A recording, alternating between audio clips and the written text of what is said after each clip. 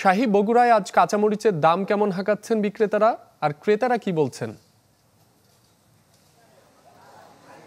রাব্বি, আসলে বগুড়ায় কিন্তু কাঁচা মরিচের দাম সপ্তাহের ব্যবধানে কেজিতে প্রায় 50 টাকা কমেছে। অর্থাৎ গত সপ্তাহেও কিন্তু বগুড়ায় কাঁচা মরিচের দাম ছিল সর্বোচ্চ 220 থেকে 240 টাকা কেজি ধরে। তবে আজকে জাত ভেদে আমরা বগুড়ার বাজারে, কাঁচা বাজারে যেটা দেখছি যে 160 থেকে শুরু করে 180 এবং সর্বোচ্চ 200 টাকা কেজি ধরে কাঁচা মরিচ বিক্রি হচ্ছে। ব্যবসায়ীরা যেটা বলছেন যে এই মৌসুমে, এই সময়ে বগুড়ায় যে জায়গায় সর্বোচ্চ কাঁচামরিচ উৎপাদন হয় সারিয়াকান্দির যমুনার চর এলাকায়, সেখানে কিন্তু পানি থাকায় এখন কিন্তু বগুড়ায় কাঁচামরিচের উৎপাদন নেই। এমনকি মহাস্থান অঞ্চলেও কাঁচামরিচের উৎপাদন নেই। তবে ভারত থেকে প্রচুর পরিমাণে কাঁচামরিচের আমদানি হয়েছে এবং এই মরিচগুলো যেহেতু চট্টগ্রাম অঞ্চলে বন্যা আছে, সেই দিকে মরিচ যেতে পারছে না, তার ফলে কিন্তু কাঁচামরিচের আমদানি বেড়েছে এবং কাঁচামরিচের দাম কমেছে।